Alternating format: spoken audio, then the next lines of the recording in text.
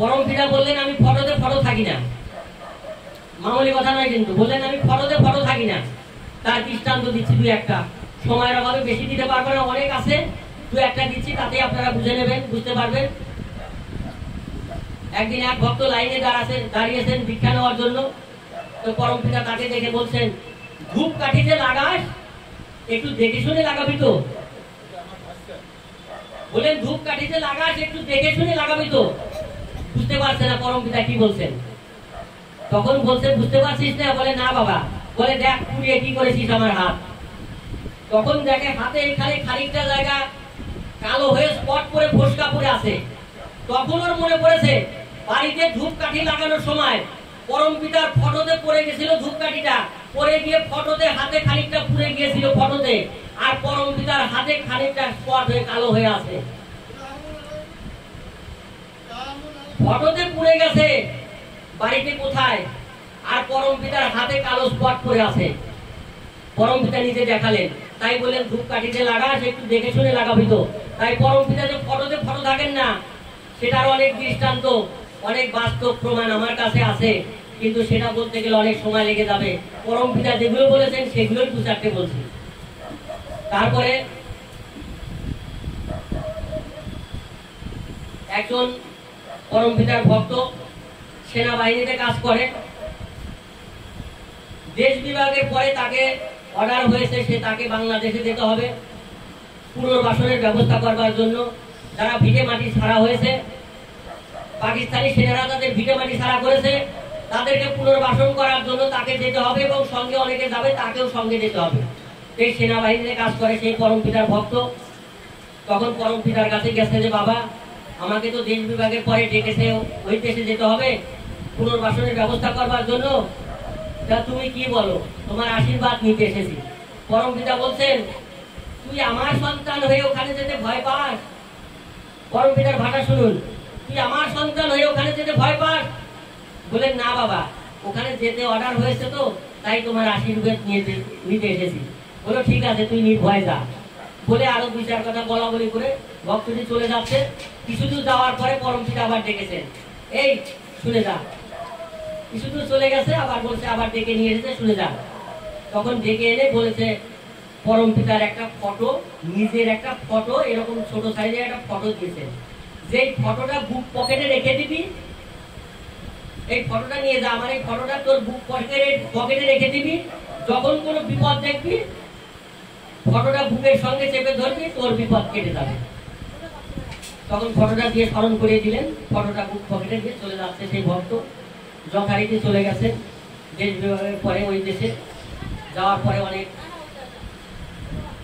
পুনর্বাসনের ব্যবস্থা, অনেক ভালো ভালো কাজ করেছেন, অনেক সুনাম হয়েছে, প্রশংসা পেয়েছে অনেক।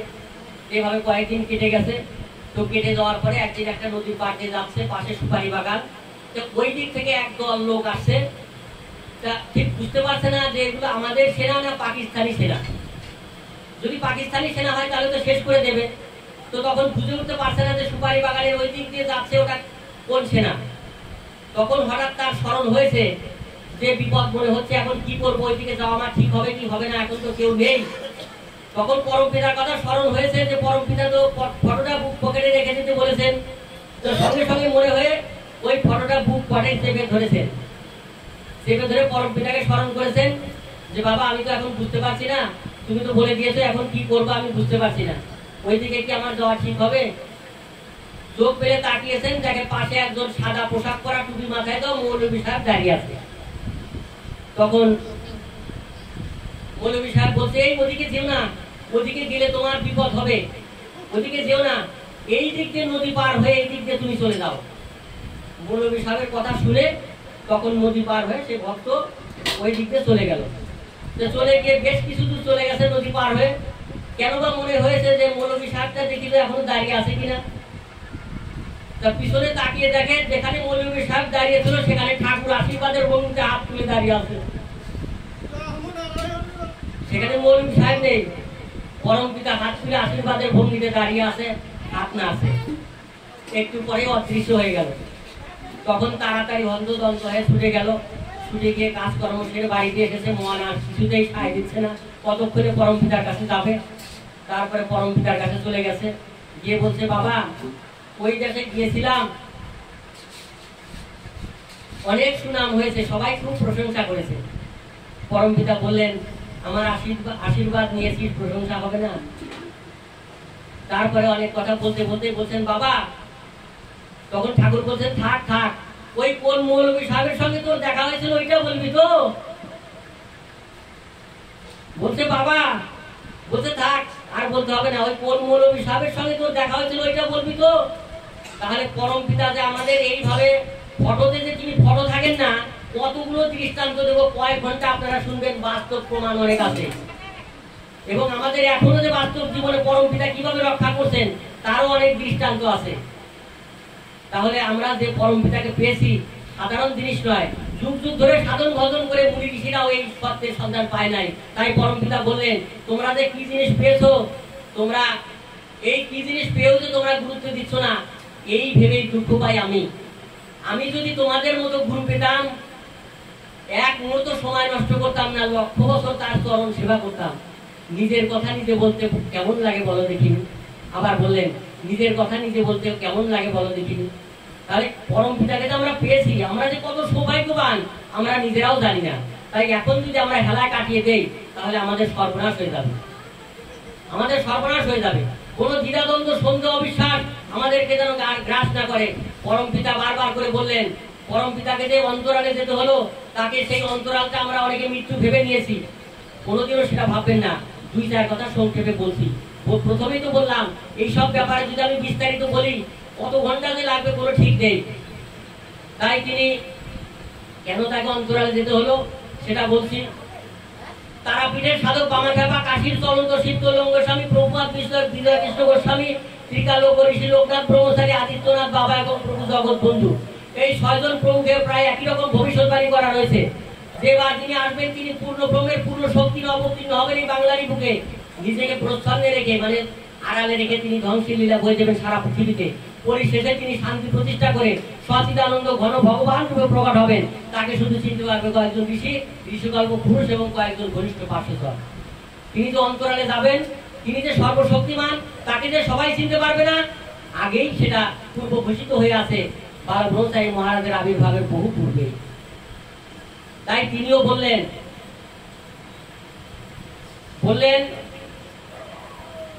এই 6 জন প্রমুখে পরম পিতার আগমনী বার্তা ঘোষণা করে গেছেন। সময়ের অভাবে আরো অনেক কিছু বলতাম, বেশি বলতে পারবো না। আরো অনেকে বলে গেছেন, যেমন মহাপ্রভু বলে গেছেন আমি তোমারই বংশে, মামাকে বলে গেছেন মামা তোমারই বংশে 13 পুরুষে আমি আবার এই পৃথিবীতে অবতীর্ণ হব, অসমাপ্ত কাজ সমাপ্ত করবার জন্য তোমারই ভাগনা হয়ে 13 পুরুষে আবার আমি আসবো। আগমনের বার্তা কিন্তু মহাপ্রভু ঘোষণা করে গেছেন। সেগুলো বলতে গেলে অনেক সময় লেগে যাবে, পালি ভাষা আছে, বঙ্গানুবাদ আছে, অনেক কথা।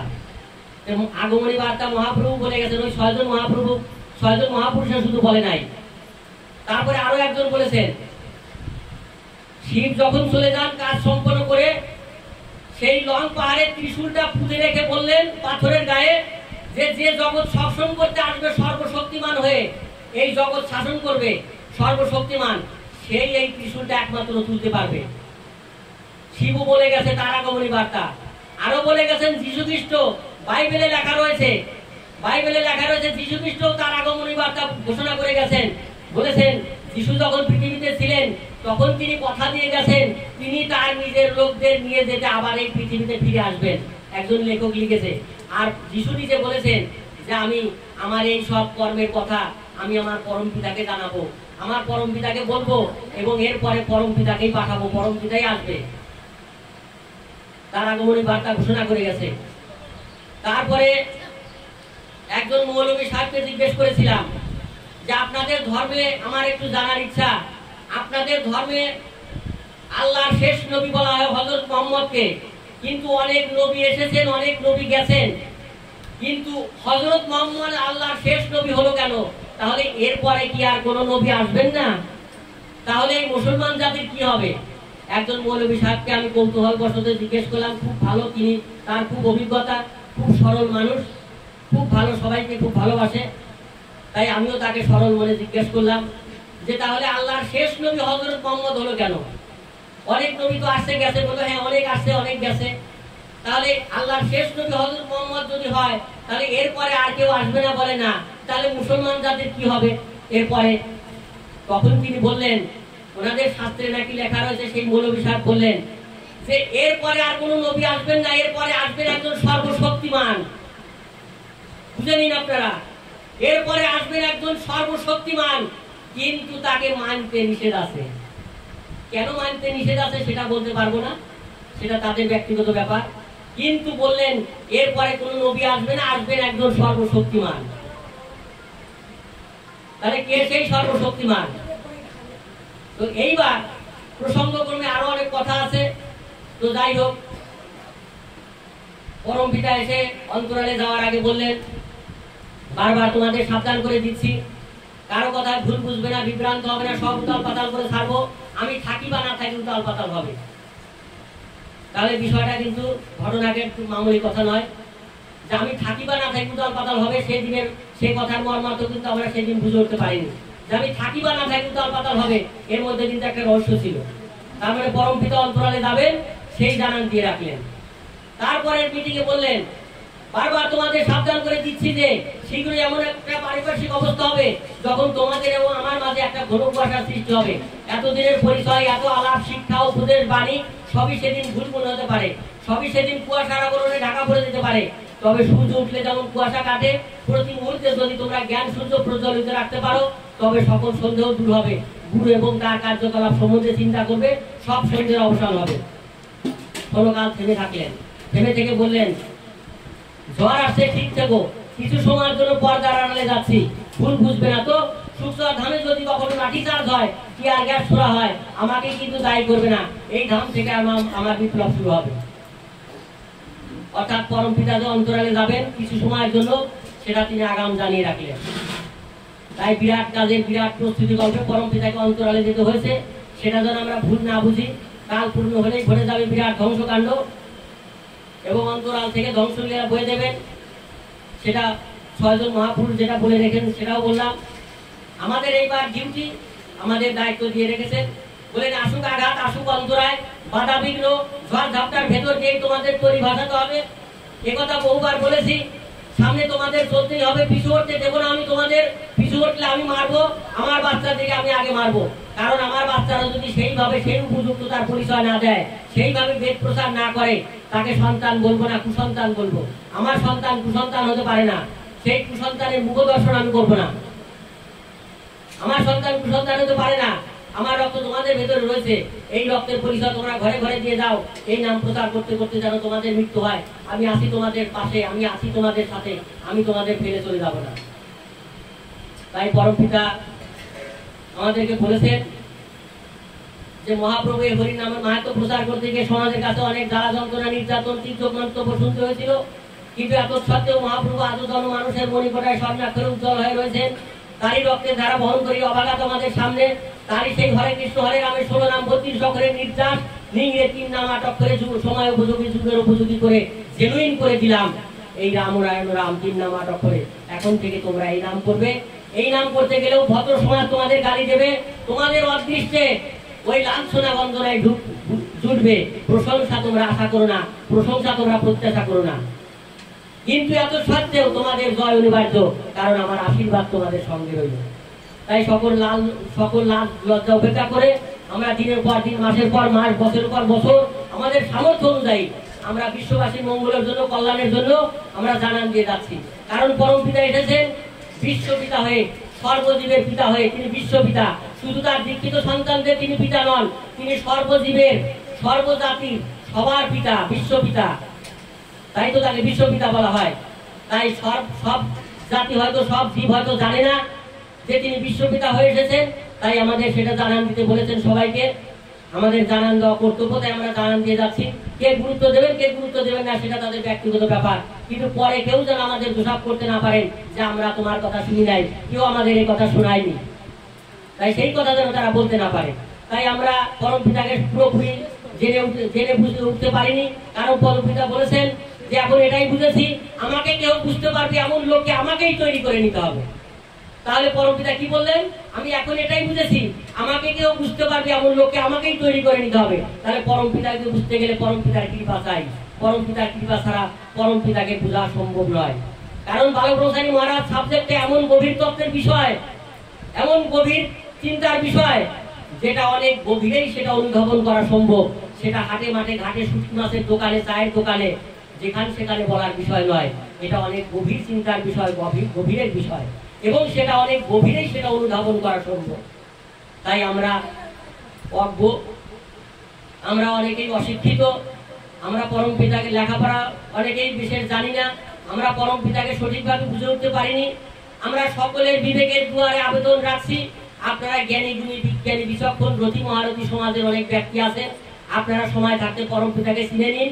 কারণ পরমপিতা যে কি জিনিস সেটা একটা উদাহরণ দিচ্ছি। আর একটা, আমরা সমস্ত এই বিশ্ব ব্রহ্মাণ্ডে যত গুরু গোসাই আছেন, তাদের যত শিষ্য শিষ্যারা আছেন, সবাই আমরা একটা গুরু প্রণামী দিয়ে থাকি। অখণ্ড মণ্ডলাকারং ব্যাপ্তং যেন চরাচরং তৎপদং দর্শিতং যেন তস্মৈ শ্রী গুরুবে নমঃ। অর্থাৎ এই অখণ্ড মণ্ডলাকারে এই বিশ্ব চরাচরে সর্বব্যাপ্তমান হয়ে আছেন যিনি, তার চরণে প্রণাম। সর্বভূতে বিরাজমান যিনি, সেই পরমপিতা, সেই তার চরণে প্রণাম। অজ্ঞান তিমিরান্ধাস্য জ্ঞানাঞ্জন শলাকয়া চক্ষুর্মিলিতং যেন তস্মৈ শ্রী গুরুবে নমঃ। অর্থাৎ যিনি অজ্ঞানকে জ্ঞান দান করেন, অন্ধকার থেকে আলো রাস্তায় নিয়ে আসেন, সেই গুরুকে প্রণাম। আর কি বলেন, গুরু ব্রহ্মা গুরু বিষ্ণু গুরুদেব মহেশ্বর গুরুরেব পরম ব্রহ্ম তস্মৈ শ্রী গুরুবে নমঃ। অর্থাৎ ব্রহ্মা গুরু বিষ্ণু গুরু মহেশ্বর গুরু, তার উপরে আরো একজন গুরু আছেন, তিনি হচ্ছেন পরম ব্রহ্ম, গুরুদেব পরম ব্রহ্ম, তার চরণে প্রণাম। সেই পরম ব্রহ্ম ভাষায় ব্যবহার আছে, কিন্তু বাস্তবে তার প্রয়োগ নেই। তার কারণ এখানে শাস্ত্রে আছে 33 কোটি দেবতার উল্লেখ, আর সেই 33 কোটি দেবতার সর্বে সভা হলেন ব্রহ্মা বিষ্ণু মহেশ্বর। অর্থাৎ ব্রহ্মা সৃষ্টিকর্তা, বিষ্ণু পালনকর্তা, শিব সংহারকর্তা। অর্থাৎ সৃষ্টি স্থিতি প্রলয়, ব্রহ্মা বিষ্ণু মহেশ্বর, সৃষ্টিকর্তা পালনকর্তা রক্ষাকর্তা। সৃষ্টি স্থিতি প্রলয়, ব্রহ্মা বিষ্ণু মহেশ্বর, এখানকার কাহিনী শেষ, এখানকার শাস্ত্রের ব্যাখ্যা শেষ। কিন্তু তার উপরে আরো একজন গুরু আছেন, ব্রহ্মা বিষ্ণু মহেশ্বরের উপরে গুরুদেব পরম ব্রহ্ম। সেটা ভাষায় ব্যবহার আছে, বাস্তবে তার প্রয়োগ নেই। সেই পরম ব্রহ্ম হচ্ছেন বালক ব্রহ্মচারী মহারাজ। এই পরম ব্রহ্ম যুগে যুগে আসেন না, তাই পরমপিতা আসলেন, আমরা তার ভাষা বুঝতে পারিনি, বিবেকের ভাষা কেউ বুঝতে পারিনি। তাই সকলের বিবেকের ভিতরে আছেন সেই পরমপিতা, সেই তার সৃষ্টির সবার ভিতরে আছেন বিবেক রূপে। সেই বিবেক চেহারা নিয়ে এলেন, এসে তার ভাষাটা বোঝানোর চেষ্টা করেন তার সন্তানদের। তাই সেই পরম ব্রহ্ম যুগে যুগে আসেন না, তাই পরমপিতা বললেন, এই পৃথিবী সৃষ্টির পর থেকে এই গ্রহে এটাই আমার প্রথম আশা, এটাই আমার শেষ আশা। অর্থাৎ পরমপিতা এখানে এই প্রথম এসেছেন এবং এটাই তার শেষ আশা। তাই সেই পরম ব্রহ্ম কিন্তু যুগে যুগে আসেন না। হয়তো অনেকে বিশ্বাস করবেন, অনেকে বলবেন, হ্যাঁ হ্যাঁ, যার যার গুরুকে সে তো বড় করবেই। আমরা আমাদের গুরুকে বড় করে বলছি না, অপরাধ ক্ষমা করবেন। কে যে বড় তার কর্মেই সেটা প্রমাণ হয়ে যাবে, সেটা কাল পূর্ণ হলেই সেটা সবাই বিশ্ববাসী প্রমাণ পেয়ে যাবে। কে যে সত্যিকারের বড় সেটা আমাদের বলার অবকাশ রাখবে না, কিন্তু আমরা শুধু বলে যাচ্ছি সবাই আমাদের আপনজন, প্রাণের জন, আমাদের বিবেকের তাড়নায় পরমপিতা বলেছেন, গুরু দায়িত্ব দিয়েছেন, সবাইকে আমাদের বোঝানোর বলার দায়িত্ব রয়েছে, তাই বলছি। তাই এই পরমপিতাকে, এই পরম ব্রহ্মকে বিশ্ববাসী যেদিন চিনতে পারবে, সেদিন অবস্থাটা কি হবে জানেন? মহাপ্রভুকে যারা চিনতে পেরেছিল, তার পেছনে পেছনে ভক্তদল, তারা অনেক আনন্দে ছিল মহাপ্রভুকে নিয়ে। সেই ভক্তদল মহাপ্রভুকে চিনেছিল, অনেক আনন্দে মহাপ্রভুকে নিয়ে কাটিয়েছিল, অনেক আনন্দে। আর বিরোধী দল, বিরোধী গোষ্ঠী জগাই মাদায় দল, তারা কিন্তু মহাপ্রভুকে চিনতে পারে নাই। মহাপ্রভু তো অনেক অত্যাচার, জ্বালা যন্ত্রণা, অনেক নির্যাতন করেছিল। কিন্তু যখন মহাপ্রভু চলে গেল, তখন তারা মহাপ্রভুকে চিনতে পেরে গৌর এসো, গৌর এসো বলে হাই হাই করছে, আর দিনের পর দিন চোখের জল ফেলছে। প্রভুকে তারা পাবে আর না, তাদের ওই চোখের জলই সার। তাই বালক ব্রহ্মচারী মহারাজকে এমন কেউ চিনতে পেরেছে, যারা চিনতে পেরে বালক ব্রহ্মচারী মহারাজকে নিয়ে পরম শান্তিতে আনন্দে দিন কাটাচ্ছে। আর এক শ্রেণীর বিরোধী দল, বিরোধী গোষ্ঠী, যারা পরম পিতাকে চিনতে পারেননি, তারা ওই ওই জগাই মাদার দলের মতো যেদিন চিনতে পারবে তারা ওই সেদিন হায় হায় করবে, তাদের শুধু হায় হায় করে চোখের জলই সার হবে, পরম পিতাকে পাবে আর না। কারণ সেই তাদের চোখের জলের বন্যায় ভেসে যাবে সারা পৃথিবী। মহাপ্রভুকে হারিয়ে, মহাপ্রভুকে বুঝতে না পেরে আর কতটা চোখের জল ফেলেছিল, বালক অনুসারী মহারাজকে হারিয়ে তার থেকে অনেক বেশি চোখের জল ফেলবে এবং তাদের চোখের জলের বন্যায় ভেসে যাবে সারা পৃথিবী যেদিন এই বালক অনুসারী মহারাজকে বিশ্ববাসী চিনতে পারবে। সেই কথাগুলো এত বড় স্পর্ধা নিয়ে বলে গেলাম। আমরা হয়তো সেদিন কয়জন থাকবো জানি না, কিন্তু সাক্ষী রইল বিশ্ববাসী, সাক্ষী রইল বিশ্ব জগৎ, সাক্ষী রইলেন আপনারা। তাই তাই পরম পিতাকে সবাই চিনতে পারবে না। তাই সেই সময় আসছে, আমরা যেন সেই আফসোস না করি, আফসোসে যেন আমাদের চোখের জল সার না হয়, সময় থাকতে যেন আমরা সেই পরম পিতাকে চিনে নিতে পারি। তাই সকলের বিবেকের দুয়ারে আবেদন জানাচ্ছি। তো যাই হোক, যে বিষয় বলতে চেয়েছিলাম সংক্ষিপ্ত আকারে বলতে গিয়ে অন্য লাইনে চলে গিয়েছিলাম, বলতে গেলে আরো অনেক কথা ছিল। যাই হোক, যে লেখাটা লিখেছি এই ঘটনা প্রসঙ্গে সংক্ষিপ্ত আকারে বলে শেষ করছি। সময়ের অভাবে সব বলা শেষ হবে না, সব বলা যাবে না। তাই আমরা পরম পিতার সঙ্গে এখানে কাজ শেষ করে সেই সুদূরের দেশে আমরা যেন সবাই যেতে পারি এবং সবাই যেন সেইভাবে সময় থাকতে পারেন পুরি জোগাড় করতে পারি। কারণ আমরা সময় থাকতে যদি সেটা গুরুত্ব না দেই, পরে বুঝে আমাদের হাই হাই করেও কোনো লাভ হবে না। সেটা তো অনেক কথা আপনারা শুনলেন পরম পিতার ভাষায়। তো যাই হোক, সেই আফসোস যেন করতে না হয়। পরম পিতা বললেন, তোমরা যদি আমার কথায় মতো চলতে পারো, তোমরা এক একজন জুয়েল হয়ে যেতে পারবে এবং মৃত্যুর পরে বুক খুলে যেতে পারবে। কোনো রকম হতাশা, নিরাশা, কোনো হাই হুতাশ, কোনো আফসোস, কোনো চোখের জল আমাদেরকে নিয়ে যেতে হবে না। আমরা যেন সেইভাবে সেই যোগ্যতা নিয়ে সেখানে যেতে পারি। কারণ পরম পিতা বললেন, যেমন ফার্স্ট ডিভিশন, সেকেন্ড ডিভিশনে পাস, স্টার মার্ক, লেটার মার্ক নিয়ে পাস, সেটাও পাস, আবার কনসিডারও কিন্তু পাস, কনসিডারে পাস, সেটাও কিন্তু পাস, আবার স্টার মার্ক, লেটার মার্ক নিয়েও কিন্তু পাস। দুটোর মধ্যে কিন্তু অনেক তফাৎ আছে।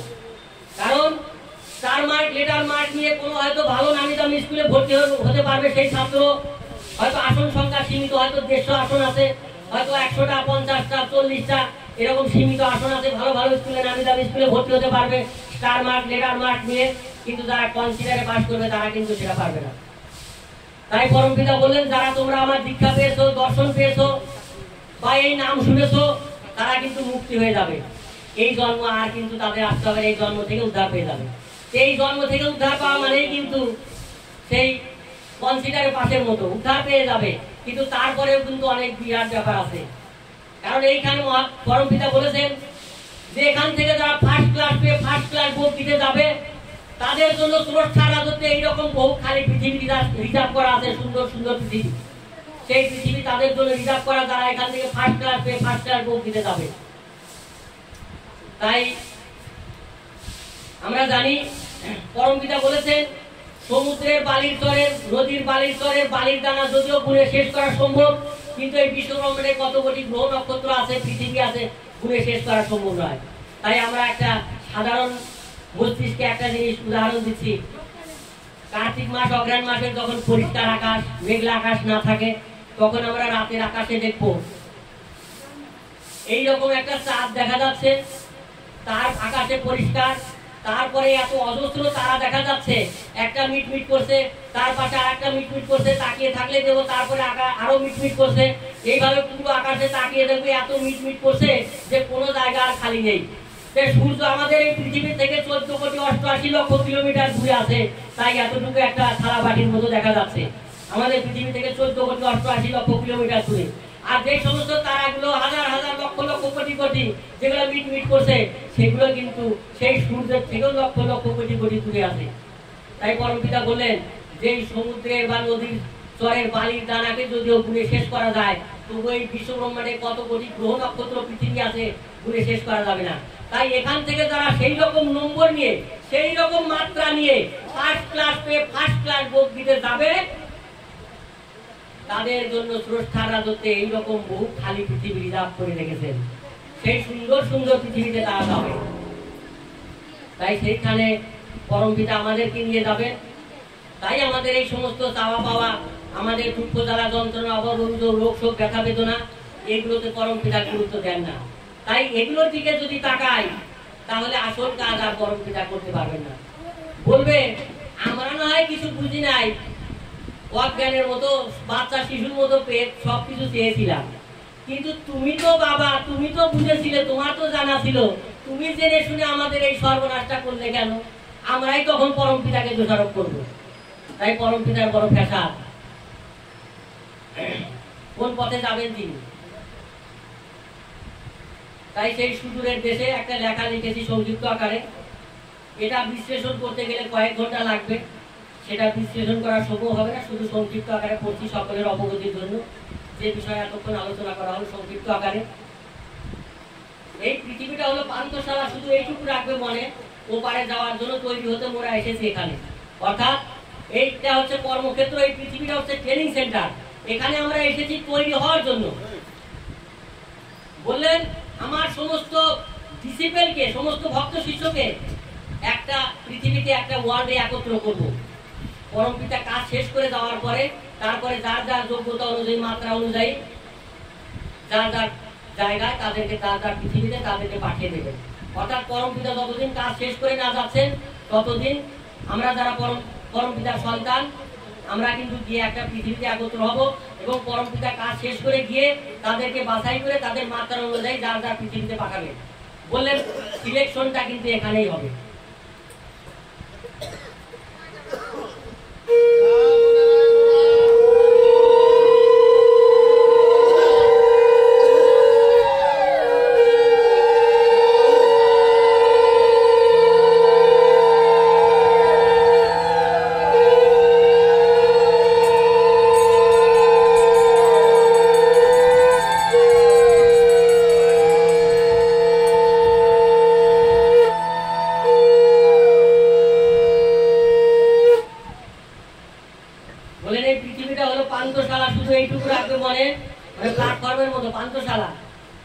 ওপারে যাওয়ার জন্য তৈরি হতে মোরা এসেছি এখানে, মানে আমাদের এখানে আগমন হয়েছে ওপারে যাওয়ার রাস্তা তৈরি করার জন্য, সেই মাত্রা সেই যোগ্যতা অর্জন করবার জন্য।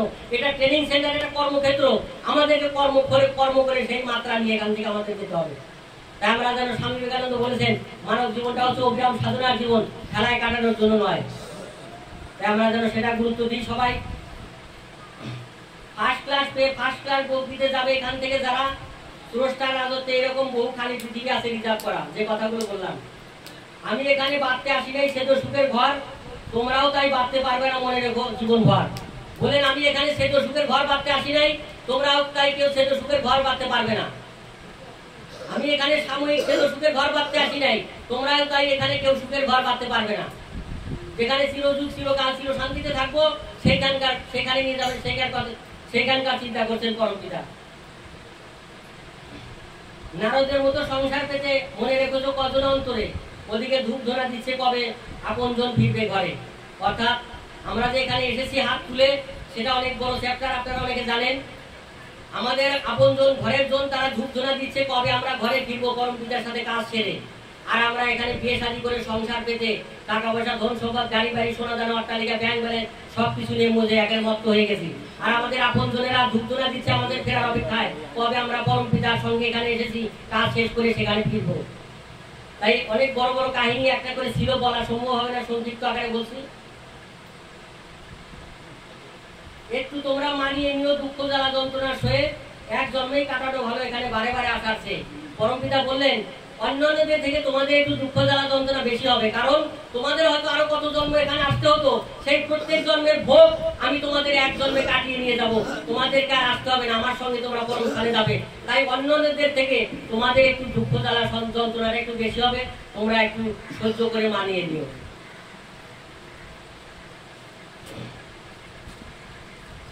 এক ব্যক্তি প্রায় 70 বছর বয়স, এক ব্যক্তি প্রায় 70 বছর বয়স পরম পিতার কাছে গেছে, গিয়ে কান্নাকাটি করছেন পরম পিতার কাছে যে বাবা অনেক দুঃখ জ্বালা যন্ত্রণা জীবন ভর পেয়েছি, আর দুঃখ জ্বালা যন্ত্রণা সহ্য করতে পারছি না, তুমি আমার একটা উপায় করো। তখন পরম পিতা বলছেন তুই তো অভিশপ্ত জীবন নিয়ে এসেছিস, তোর তো এ জ্বালা সইতেই হবে, দুঃখ জ্বালা যন্ত্রণা তোর তো সহ্য বহন করতেই হবে। তবে আমি আশীর্বাদ করে দিলাম, আমার আশীর্বাদ রইল, সহ্য করতে পারবো না। আমরা যেন পরম পিতার কাছে সেটাই কামনা করি, যতই দুঃখ জ্বালা যন্ত্রণা পরম পিতা দিক, আমরা যেন সহ্য করে পরম পিতার সঙ্গে সেই জন্ম সার্থক করে যেতে পারি, সেই রকম কামনা, সেরকম প্রার্থনা রাখবো। আর পরম পিতার প্রতি কোন রকম ভুল বোঝাবুঝি, দ্বিধাদ্বন্দ্ব, সন্দেহ, অবিশ্বাস কিছু যেন না থাকে আমাদের পরম পিতার প্রতি। পরম পিতা যেন শুদ্ধ মানে আমাদেরকে একদম সেইখানে নিয়ে যেতে পারে না। কয়েক পরিবার জন্মেছ এক একজন, যত জমেছ অপরাধ পরিষ্কার করে পার করে আমি ছাড়া আছে কারো হাত। অর্থাৎ কয়েক পরিবার এক একজন জন্মগ্রহণ করেছে পৃথিবীতে, প্রত্যেক জন্মের অপরাধের বোঝা ধাপার মাঠ হয়েছে, বের হয়েছে। সেগুলো যদি আমি অপরাধের বোঝা পরিষ্কার করে না পার করি, সেটা পার করার তো আমি ছাড়া আর কেউ নাই, আর তো কেউ পারবে না সেখান থেকে উদ্ধার করতে। এক একটা ব্যাধিতে কাটাই তোমাদের লক্ষ লক্ষ জন্মের দোষ, নিজেরা বোঝার ভুলে করো কখনো আমার উপরে রোষ। বাসনমালা বইতে আপনারা পড়ে দেখবেন শেষের দিকে আছে, তোমাদের যে এক একদিন পেট ব্যথা হয়, ধরো 40 জন্ম কেটে গেল। বাসনমালা বইয়ের পেছন দিকে আছে, তোমাদের যে এক একদিন পেট ব্যথা হয়, ধরো 40 জন্ম কেটে গেল। তাই আমাদের যে দুঃখ জ্বালা যন্ত্রণা ব্যথা বেদনা হয়, পরম পিতার কাছে কিছু জানাতে নেই। পরম পিতাকে শুধু জানাতে হয়, বাবা আমি এই অবস্থায় আছি, তুমি তো সবই জানো, তুমি খেয়াল রেখো বাস। কিন্তু বাবা সারিয়ে দাও, বাবা অমুকের অসুখটা ভালো করে দাও, আমার কষ্টটা ভালো করে দাও, এসব কিন্তু পরম পিতার কাছে চাইতে নেই। কারণ পরম পিতা কিন্তু এগুলো দিয়ে আমাদের অনেক অপরাধের বোঝা কাটিয়ে নিয়ে যাচ্ছেন, আমরা যেন সেটা মনে থাকে আমাদের সবার। এর অনেক বড় তত্ত্ব ছিল, প্রত্যেকটা বিষয়ের একটা করে তত্ত্ব ছিল, সেটা সময়ের অভাবে বলতে পারবো না। সময় যদি দেন কোনোদিন হয়তো বলবো, আজকে শুধু সংক্ষেপে বলছি। যখন যাই কিছু ঘটুক সর্বদা থাকবে তোমরা অচল অটল, সৃষ্টি চক্রে না এসে শান্তিতে যদি থাকতে চাও চিরকাল। অর্থাৎ এই সৃষ্টি চক্রে যদি আর না আসতে চাও চিরকাল, যদি চিরযুগ শান্তিতে থাকতে চাও, তাহলে যখন যাই কিছু ঘটুক না কেন সর্বদা অচল অটল থাকবে। পরম পিতার দিকে লক্ষ্য রেখে বললেন, পরম পিতার উপর নির্ভর করলে তিনি সব সমস্যার সমাধান করে দেবেন। যেতে চাইলে যাবে তোমরা আমার সাথে সবাই, শুধু সহজ সরল স্বচ্ছ মনে খুশি চিত্তে থাকা চাই। অর্থাৎ তোমরা যদি আমার সঙ্গে যেতে চাও সবাই যেতে পারবে, শুধু একটা স্বচ্ছ সরল একটা শিশুর সুলভ মনোভাব রাখতে হবে। পরম পিতার ভাষায় বলছি, আমি জন্মের থেকে যে ঘরানাটা নিয়ে এসেছি সেই সহজ সরল সুন্দর ঘরানার ছোঁয়া এখানে দেখতে পাই না। পরম পিতা কি বললেন, আমি জন্মের থেকে যে ঘরানাটা নিয়ে এসেছি সেই সহজ সরল সুন্দর ঘরানার ছোঁয়া এখানে দেখতে পাই না। এখানে কি বেশিরভাগ পাকামো বুদ্ধি, শয়তানি বুদ্ধি, বাটপাড়ি, চালাকি এই সমস্ত দিয়ে বোঝায়। সেই শিশু সুলভ মনোভাব প্রহ্লাদের মতো সেই ভক্তি বিশ্বাস, সেই সরল বিশ্বাস প্রভুর প্রতি আমাদের নেই।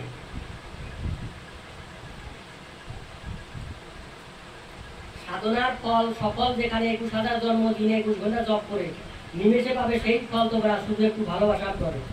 বললেন একটা সাধনার ফল পেতে যেখানে 21,000 জন্মে, প্রত্যেক দিনের 21,000 জন্মে 21 ঘন্টা করে জপ করলে যে ফল হয়, তখন সেটা সেই চরম মাত্রায় যাওয়া যায়। সাধনার একটা ফল 21,000 বার জন্ম নিতে হবে, প্রত্যেক জন্মের প্রত্যেক দিনের 21 ঘন্টা করে সাধনা করতে হবে, তবে সেই মাত্রায় যাওয়া যাবে। আর সেই মাত্রাটা পাওয়া যাবে শুধু একটু খুশির উপরে। পরম পিতা যদি আমাদের কাজে আমাদের ব্যবহারে খুশি থাকেন, তাহলে আমরা সেটা সেই মাত্রা পেয়ে যাবো, শুধু একটু ভালোবাসার করে। আমরা যদি পরম পিতাকে একটু অন্তর দিয়ে ভালোবাসি, বললেন আমাকে কেউ ভালোবাসলেই আমি তাকে নিয়ে নেই, এই একটাই দুর্বলতা আমার আছে। কারণ তিনি ভালোবাসার দান, ভালোবাসার কাঙাল, অন্তর থেকে তাকে ভালোবাসলে তিনি সেটা আর সহ্য করতে পারেন না।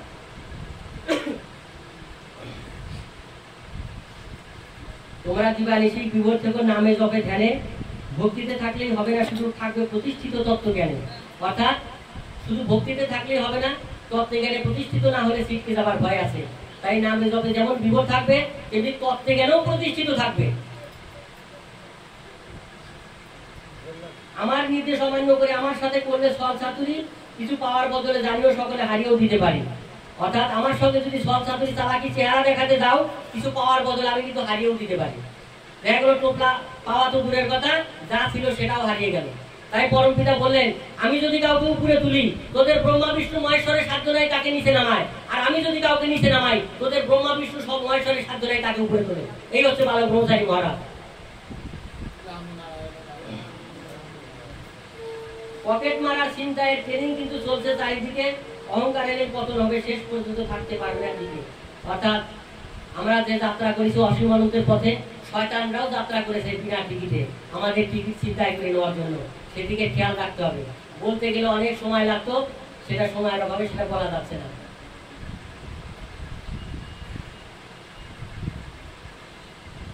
বেশি বুদ্ধিবাদী খাটাতে গেলেই কিন্তু ঠকে যাবে বাবা, রক্ষা পাবে না, সামনে আসবে বিজয়ী শক্তির খাবা। অর্থাৎ বেশি বুদ্ধিবাদী খাটাইতে যেও না সোনারা, তবেই ঠকবে কিন্তু। সাবধান, মহাকাশের যাত্রী বগিতে মোট যত প্যাসেঞ্জার বিনা টিকিটে করেছে যাত্রা, পকেট মারতে বহু প্যাসেঞ্জার। অর্থাৎ পরম পিতার বগিতে যে আমরা যাচ্ছি তাদেরকে সাবধান করে বলেছেন যে পকেট মারলাও কিন্তু সেই যাত্রা করেছে বিনে পয়সায়, সেই অসীম আনন্দে যাওয়ার জন্য বিনে পয়সায় যে কোনো মুহূর্তে চিন্তাই করে নিতে পারে। তাই এ সম্পর্কে বলতে গেলে সংক্ষিপ্ত আকারে বলছি, অনেক সময়ের ব্যাপার। যুগ যুগ ধরে আত্মহত্যা করে যে সমস্ত অপরাধী আছে মেসেঞ্জার হয়ে, ভূত হয়ে আমরা যেটা বলি, জলে ডুবে ফাঁসি নিয়ে আত্মহত্যা করেছে, জলে ডুবে ফাঁসি দিয়ে বিষ খেয়ে রেলের তলে মাথা দিয়ে কেরোসিন তেল গায়ে ঢেলে এইভাবে অন্যায় অত্যাচার সহ্য করতে না পেরে তারা এরকম আত্মহত্যা করেছে। প্রকৃতির নিয়মে তাদের কোনো উদ্ধার নাই, তাদের কোনো জন্ম দেয় না প্রকৃতি। এই যে 20 কোটি মাত্রা ঘুরছে, সেই 20 কোটি মাত্রা থেকে তাদের বিরত করে দেয় এবং তাদের এমন জ্বালা যন্ত্রণা দেয় যে তারা আগুনে চিরকাল জ্বলবে কিন্তু পুড়বে না, মানে অসহ্য যন্ত্রণা ভোগ করবে। তাই তাদের কোনো জন্ম দেয় না প্রকৃতি। এইভাবে হাজার হাজার কোটি কোটি বছর ধরে আছে। প্রকৃতির কাছে প্রার্থনা করে, হে প্রভু, আমরা অন্যায় করেছি, তখন বুঝতে পারিনি, কষ্ট সহ্য করতে না পেরে এমন আত্মঘাতী হয়েছি, এখন তো বুঝতে পারছি, আমাদের একটা উপায় করো। তখন প্রকৃতির থেকে বার্তা আসে যে আমার হাতে কোনো ক্ষমতা নেই, তোমরা অপেক্ষা করো, জন্মসিদ্ধ মহান এই পৃথিবীর বুকে যেদিন আসবে সে যদি তোমাদের একটা ব্যবস্থা করে তাহলে একটা ব্যবস্থা হবে, না হলে আমার হাতে নেই, প্রকৃতি না স্যার। তখন তারা যুগ যুগ ধরে অপেক্ষা করতে থাকে, হাজার হাজার কোটি বছর ধরে, হাজার হাজার লক্ষ লক্ষ কোটি কোটি এরকম বিদেহী আত্মা যারা আত্মহত্যা করেছে, কখন পরম পিতা আসবে। তাই পরম পিতা আসার সঙ্গে সঙ্গে, খুব সংক্ষেপে বলছি, একদম কাটছাট করে, অনেক বড় বিষয়। তাই পরম পিতা আসার সঙ্গে সঙ্গে তারা বুঝতে পারে, পরম পিতাকে গিয়ে ধরে, অনেকে পরম পিতা দীক্ষা দেয় এবং অনেকে বলে দেয়, সবাইকে দীক্ষা দেওয়া সম্ভব না, সবাইকে দেন না, কাউকে দীক্ষা দেন, কাউকে দেন না, আর বলে দেন যে তোদের একটা ব্যবস্থা আছে। কারণ পরম পিতাকে এমন আকুতি জানায় যে বাবা, আমরা অন্যায় করেছি, এখন বুঝতে পারছি, আমাদের একটা উপায় করো, তুমি ছাড়া তো আমাদের আর কোনো রক্ষা নাই। যুগ যুগ ধরে এইভাবে অপরাধ করে এইভাবে দুঃখ ভুগছি, কষ্ট ভুগছি। তখন পরম পিতা বলেন যে তোদের একটাই ব্যবস্থা আছে, আমার একনিষ্ঠ ভক্ত আমাকে ছাড়া কিচ্ছু বোঝে না, তাকে যদি আমার পথ থেকে সরিয়ে দিতে পারিস, তাহলে একটা ভক্তকে সরিয়ে দিতে পারলে তোদের 60,000 আত্মা উদ্ধার হয়ে যাবে। তখন পরম পিতা বলে দিলেন যে আমার একনিষ্ঠ ভক্ত আমাকে ছাড়া কিচ্ছু বোঝে না, এই রকম ভক্তকে যদি আমার রাস্তা থেকে দূরে সরিয়ে দিতে পারিস, তাহলে একজনকে সরিয়ে নিতে পারলে 60,000 উদ্ধার হয়ে যাবে। তখন সেই তাদের পিছনে লেগে যায়, কাকে ধরা যায়। তখন সেই অনেক খুঁজে খুঁজে হয়তো খুঁজে দেখে, তারা সবাই মিলে যে ওই ভক্তটা তো ঠাকুর ছাড়া কিছু বোঝে না, তার দুর্বলতাটা কোথায়। দেখলো ওর টাকা পয়সার দিকে একটু লোভ লালসা বেশি আছে, ওকে বেশি করে টাকা পয়সা দিতে থাকে, যে কোনো ভাবে হোক। ওই দিকে যদি মত্ত হয়ে যায়, পরম পিতাকে যদি ভুলে যায়, লাইন শুধু হয়ে যায়, তখন ওদের মাত্রা নিয়ে ওরা উদ্ধার হয়ে যাবে। যদি দেখে যে ওই ভক্তটার নারীর দিকে একটু দুর্বলতা বেশি, নারীর প্রতি আসক্ত, তখন ওরা চিন্তা করতে থাকে যে নারী, সুন্দরী সুন্দরী নারী যে কোনো ভাবে তার সামনে দিতে থাকে, যে এই দিকে আসক্ত হলে ওই থাকে, ওই মাত্রা নিয়ে সম্পদ দেবে। তো এইরকম বহু কাহিনী আছে, সময়ের অভাবে বলতে পারবো না। তো এইভাবে তারা লেগে যায় পিছনে। তখন একজনের পিছনে হয়তো লেগে গেল, তখন পরম পিতা দেখলেন ও তো আমার একনিষ্ঠ সন্তান, ওর পিছনে তো লেগে গেল। আমরা কিন্তু বুঝতে পারি না, পরম পিতা বুঝতে পারে। তখন ওরা, পরম পিতা তখন লক্ষ্য দেন যে ওর দিকে তো লেগে গেল, এখন কি উপায় করি। পরম পিতা চিন্তা করে গেলেন, ও তো বুঝতে পারছে না, ওর পিছনে তো লেগে গেছে। আবার এই দিকে পরম পিতা তাকিয়ে দেখেন মেসেঞ্জাররা সব চোখে জলে জলে টলমল করছে, চোখে জোরহাত করে তাকিয়ে আছে। বাবা, অনেক কষ্ট করে ওকে ধরেছি, তুমি ওদিকে লক্ষ্য দিও না বাবা, যদি ওকে না গ্রাস করতে পারি তাহলে আমাদের জন্ম বৃথা যাবে, জানো তো আমরা কত কষ্ট পাচ্ছি, তুমি ওদিকে লক্ষ্য দিও না। পরম পিতা তখন বিপদে পড়ে যান, এখন আমাদের ওই ভক্তকে বাঁচাবে না ওই দিকে লক্ষ্য দেবে। তাই আমাদেরকে সজাগ থাকতে বলেছেন। সে সম্পর্কে অনেক লাইন ছিল, অনেক কথা ছিল, আমাদের সেই গাইডলাইন গুলো এখন সময় অভাবে সেটা বলতে পারলাম না। আপনারা তো অনেক কিছু জানেন।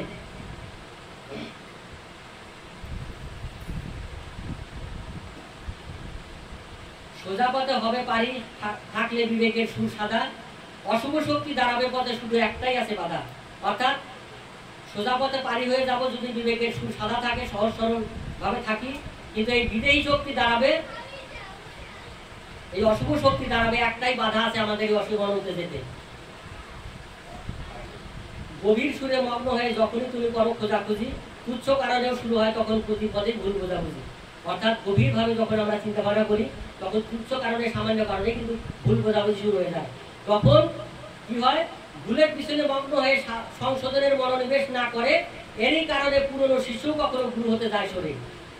আমরা সামান্য ব্যাপার নিয়ে অনেক সময় সেদিকে মত্ত হয়ে যাই, ভুল বোঝাবুঝি শুরু হয়ে যায়, ভুল বোঝার দিকে মত্ত থাকি। তখন কি করে, এর কারণে ওই ভুল বুঝটাকেই সঠিক বলে গুরুত্ব দেয়। এর কারণে সেই অনেক আগে দীক্ষা নিয়েও অনেক পুরনো শিশু গুরু হতে সরে যায়। সে আগে দীক্ষা নিক, তাতে কোনো যায় আসে না, পুরনো শিশু গুরু হতে তখন লাইন ছুটো হয়ে যায়। আমার নির্দেশিত পথে চললে তোমরা বিশেষ মাত্রা পাবে, দায়ী করা চলবে না, আমার অন্যথায় অবনতি হবে। অর্থাৎ আমার নির্দেশিত পথে চলে তোমরা বিশেষ মাত্রা পাবে, অন্যথায় মাত্রার অবনতি হতে পারে, তার জন্য আমাকে দায়ী করা চলবে না। সবকিছু পরমপিতা বলেই রেখেছেন, নির্দেশ দিয়ে দিয়েছেন। লাইনটা হলো খুশি চিত্ত যা প্রকৃতি থেকেই দেওয়া, আমাকে যে ডিস্টার্ব করবে তাকে যাবে না নেওয়া। অর্থাৎ যে পরমপিতাকে ডিস্টার্ব করে তাকে কিন্তু নেওয়া নিষেধ আছে, তাকে নেবেন না। অর্থাৎ লাইনটা হলো খুশি চিত্ত, অর্থাৎ পরমপিতা যেন আমাদের ব্যবহারে, আমাদের কাজে কর্মে খুশি থাকতে পারেন। এই খুশিটা মেনটেন হওয়া চাই শেষ পর্যন্ত। আগে খুশি পরে বাস দিলা সে হইব না। এখন খুশি আছে পরে বাস দিয়ে দিলাম, মানে পরমপিতাকে এমন একটা খেল দেখা দিলাম, অন্যদিকে চলে গেলাম, তাহলে হবে না। এই খুশিটা মেনটেন হওয়া চাই শেষ পর্যন্ত। অর্থাৎ আমরা পরমপিতার লাইনে যেভাবে আছি, এটা আমাদের শ্মশান পর্যন্ত এই মনোভাব রাখতে হবে, আমাদের অন্তত শ্মশান পর্যন্ত। তারপরে বাদ বাকি পরমপিতা দেখে নেবেন, পরে কি আছে না আছে, কি করতে হবে, কোথায় যেতে হবে, আমাদের কি হবে, পরবর্তীতে পরমপিতা আছেন, তিনি সব দেখবেন। কিন্তু শ্মশান পর্যন্ত আমাদের এই রাস্তাটা ঠিকই রাখতে হবে। পরমপিতা সম্পর্কে যেন দ্বিধাদ্বন্দ্ব, সন্দেহ, অবিশ্বাস, ভুল ভ্রান্তি যেন না আসে। আমার কথা বিশ্বাস করে না এমন আছে দূরে, প্রথমে ধরে রাখার চেষ্টা করি, তারপরে দেই ছেড়ে। অর্থাৎ বললেন তোমাদের মধ্যে আবার অনেকে আছে আমার কথা বিশ্বাস করতে চায় না, আমার কথাতেও সন্দেহ করে। তা আমাকে যদি দুবার করে সে কথা বলতে হয়, বা দুবার করে বলে বিশ্বাস করাতে হয়, অথবা কেন আমি সে কথা বললাম তার কৈফিয়ত আমাকে দিতে হয়, এইভাবে যতবার বলতে হবে তত দূরে সরে যাবে। এইরকম বাইরে দূরে দূরে কত আছে, প্রথমে ধরে রাখার চেষ্টা করি, তারপরে ছেড়ে দিই।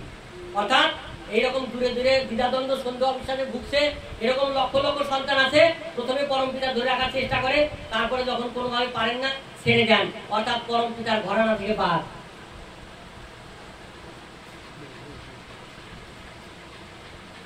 আমায় হারালে জন্ম হতে পারে ৫,০০০ কোটি বারো, খুঁজে পাবে না এখানে রেকর্ড নিয়ে আইব কবে আরো।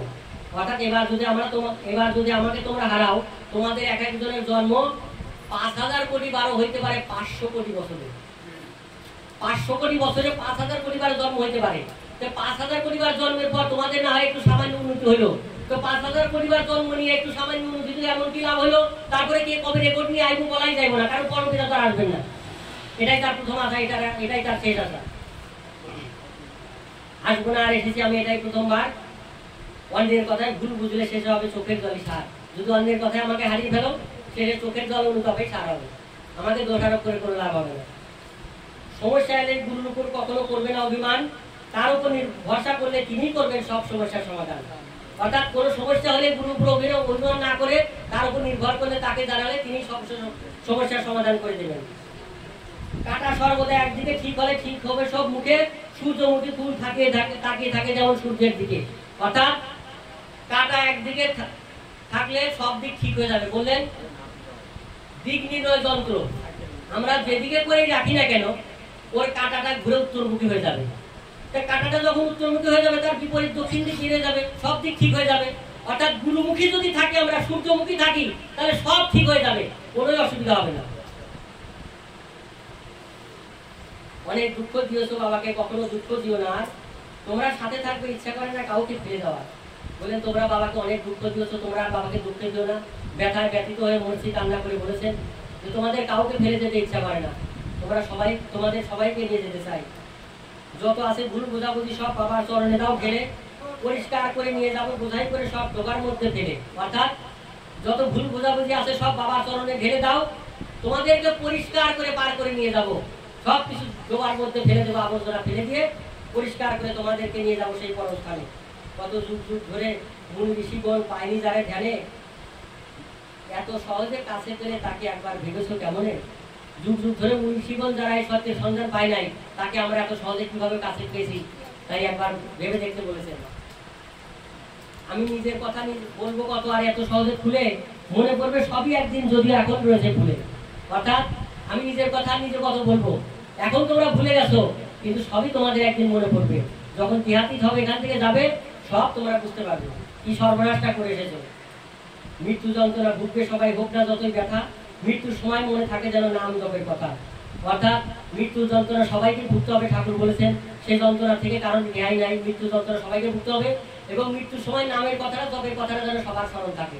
তাহলে আগুন দিলে যেমন হাওয়াই বাজি যায়, মানে এমনিতে কয়েক হাত যায় মাত্র, আগুন দিলে যেরকম হাওয়াই বাজি যায়, মৃত্যুর সময় যদি আমরা সেই নামের কথাটা জপের কথাটা স্মরণ থাকে, প্রভুর কথা স্মরণ থাকে, সা করে সেই জন্ম মৃত্যু চক্র পার করে নিয়ে যাবে আত্মাটা। যতদূর জন্ম মৃত্যু হওয়া আছে তার চক্র পার করে নিয়ে যাবে, আর এই জন্ম মৃত্যু চক্রে আসতে হবে না। তাই নামের কথাটা জপের কথাটা মৃত্যুর সময় মনে করে দিতে বলেছেন, এবং নিজেদেরকেও মনে রাখতে বলেছেন।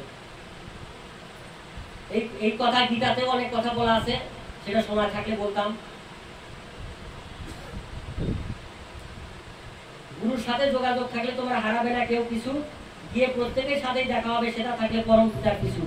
বলেন গুরুর সাথে জন্মসিদ্ধ মহানের সাথে যদি যোগাযোগ থাকে, তোমরা কাউকে হারাবে না, কাউকে এখানে হারানোর ভয় নাই, ওখানে গিয়ে সবাইকে ফিরে পাবে। এক ব্যক্তি পরম পিতার কাছে এসেছে, কান্না করছে, প্রায় বয়স্ক ব্যক্তি। তো যখন অজরে কান্না করছে, পরম পিতা বলছেন, এত কাঁদছিস কেন, এত কাঁদবার কি আছে? বলছে, বাবা আর সহ্য করতে পারছি না। তখন বললেন পরম পিতা, তোর তো দুটো ছেলে মারা গেছে না? বললো, হ্যাঁ বাবা। বলে, আর একটা ছেলে আছে? বলে, হ্যাঁ বাবা। ঠাকুর বললেন, চার্টার্ড অ্যাকাউন্ট্যান্ট? বলে, হ্যাঁ বাবা। বলে, এটাও মরবে। তখন তো আরো কান্না শুরু করছে, বাবা বলো কি, দুটো ছেলে মারা গেছে, সেই শোকে আমি সামলা দিতে পারছি না, আর একটা ছেলে আছে অবশিষ্ট, সেটাও মরবে। তখন পরম পিতা বলেন, একটারে নিয়ে থাকতে চাস না তিনটারে নিয়ে থাকতে চাস? বলে, বাবা ঠিক বুঝতে পারলাম না। বলে, ওখানে গিয়ে তিনটারেই পাবি, এখানে যেমন দুটো মারা গেছে তার শোক সামাল দিতে পারছিস না, ওখানে গিয়ে তিনটাকে নিয়ে চিরকাল চিরযুগ আমার পাশে থাকবে। বলে, বাবা তাইলে মরুক। তখন বলছে, বাবা তাহলে মরুক। তখন আর দুঃখ নাই, পরম পিতা যখন বলেছে তিনটারে নিয়ে থাকবে ওখানে। তাই বলছেন যে জন্মসিদ্ধ মহানের সাথে, গুরুর সাথে যদি যোগাযোগ থাকে, তোমরা কাউকে হারাবে না, ওখানে গিয়ে সবার সঙ্গে দেখা হবে। এই সম্পর্কে ঠাকুর একটা দৃষ্টান্ত দিয়েছেন ঠাকুরের নিজের মুখে। সুন্দর একটা কাহিনী বলতে আধা ঘন্টা কেটে যাবে, সেটা বলা সম্ভব হবে না। ঠাকুর নিজে দৃষ্টান্ত দিয়েছেন এই সম্পর্কে। মৃত্যুর পরে সবাই তোমরা সর্বদা থাকবে আমার হাতে, শুধু চাহিদা শূন্য ভালোবাসলে যাবে আমার সাথে। অর্থাৎ বলেন, মৃত্যুর পরে তোমরা সবাই আমার হাতে থাকবে, আমার কাছে থাকবে, আমার পাশে থাকবে, এবং শুধু চাহিদা শূন্য, কোন রকম চাহিদা থাকবে না। আমাকে যে ভালোবাসবে, কোন রকম চাহিদা যেন না থাকে, নিঃস্বার্থ মন নিয়ে ভালোবাসবে, তাহলে আমার সঙ্গে যেতে পারবে। এখানকার কোনো চাহিদা যেন তোমাদের না থাকে। তাই আবার আমরা সব সন্তান যেন একত্র হয়ে শেষে চিরকালের প্রতীক হয়ে যেতে পারি সেই সুদূরের দেশে। বলেন, আমরা যে সবাই সন্তান এসেছি এখানে, আবার আমরা সেই সব সন্তান মিলেমিশে একত্র হয়ে, তোমরা সাথে থাকবে, তোমাদের কাউকে ফেলে যেতে ইচ্ছে করে না, সবাই মিলে আমরা সেই আবার সুদূরের দেশে যাবো, চিরকাল চিরযুগ থাকবো। পরম পিতা আমাদের কত আপনজন, এত আপনজন আমাদের জীবনে আর কেউ হবে না। এত জীবনে আমাদের কত আপনজন থাক, কিন্তু এত বড় আপনজন, এত বড় প্রাণের জন আমাদের আর কেউ হবে না। আমাদের তো একদিন মৃত্যুর কবলে পড়তেই হবে। তাই আমরা যদি অন্যের কথায় ভুল বুঝে দূরে সরে যাই, যারা অনেকে দূরে সরে গেছে, তাদের কথায় যদি আমরা দূরে সরে যাই, তাহলে আমরা একবার ভেবে চিন্তা করবো যে মৃত্যুর কবলে আমাদের একদিন পড়তে হবে। একদিন হয়তো আমরা বিছানায় পড়ে গেলাম, অসুস্থ হয়ে রইলাম, প্যারালাইসিস হয়ে পড়ে রইলাম, অনেকে ঘরে পড়ে থাকে, বিছানায় পায়খানা প্রস্রাব করে নিয়ে থাকে। সেই দুঃখের দিনে কিন্তু সেদিন পরম পিতা ছাড়া আর কেউ থাকবে না। যারাই থাকুক সেদিন সেই বিপদের দিনে, হা ঠাকুর, হে ঠাকুর তুমি রক্ষা করো, তুমি ছাড়া আর আমার কেউ নাই। তাই সেই বিপদের দিনে যদি পরম পিতা ছাড়া কেউ না থাকে, আমরা যদি চিন্তা করি সেদিন যে বাবা এই দুঃখের দিনে, শেষের দিনে তুমি ছাড়া আমাদের কেউ নাই, শেষের দিনের বান্ধব হচ্ছে পরম বান্ধব। আর এই শেষের দিনের কথা যে মনে করিয়ে দেয় সেও বান্ধব কিন্তু কম নয়। তাই শেষের দিনে বান্ধব পরম বান্ধব, তাই শেষের দিনে সেই দুঃখের দিনে পরম পিতা আমাদের সাথী হবে, তাহলে শেষের দিনে হবে কেন? তাহলে আমরা বলবো বাবা তুমি যখন সেই দুঃখের দিনে আমাদের সাথী হবে, এখন আমাদের সুখের দিনেও তুমি আমাদের পাশে থাকো। তাই সুখের দিনেও পরম পিতা ছাড়া যেন আর কেউ না থাকে, তাই সুখের দিনেও সে যেন আমাদের সাথে সাথী থাকে, সবসময় যেন আমরা গুরুগত প্রাণ হয়ে থাকি এবং সেইভাবে গুরুর আজ্ঞা বহন করে আমরা যেন সেইভাবে চলতে পারি, আমরা যেন বাবাকে খুশি করতে পারি, আমরা যেন আমাদের ব্যবহারে পরম পিতা যেন কষ্ট না পান। তাই তিনি যা আশা করেছেন আমাদেরকে সেই পরম স্থানে নিয়ে যাবেন, আমরা যেন সেইভাবে পারের করি জোগাড় করে, এবং কিভাবে পারের করি সহজে জোগাড় হয় আরো অনেক কথা ছিল, ঘন্টার পর ঘন্টা লেগে যেত, সময়ের অভাবে সব বলা সম্ভব হবে না, আপনাদের ধৈর্য চুরি করবে। এখন আজকের মতো আর বেশি কথা বলবো না, অনেক কথা ছিল আরো। যাই হোক আমরা যেন সেইভাবে গুরুগত প্রাণ হয়ে সেইভাবে গুরু আজ্ঞা বহন করে সেইভাবে চলি, আমাদের ব্যবহারে গুরু যেন খুশি হন আমরা কামনা করব। হে প্রভু, সকলের যাত্রা শুভ হোক, সকলের মঙ্গল হোক, সকলের কল্যাণ হোক, সকলেই যেন গুরুগত প্রাণ হয় এবং সবাই যেন গুরু যেন সকলের সহায় হন, এই কামনা সবার প্রতি রেখে সকলের কামনা করে বিশ্ববাসীর মঙ্গল কামনা করে আজকের মতো এখানে রইল। সবাইকে বৈদিক অভিনন্দন। রাম রাম রাম রাম রাম রাম।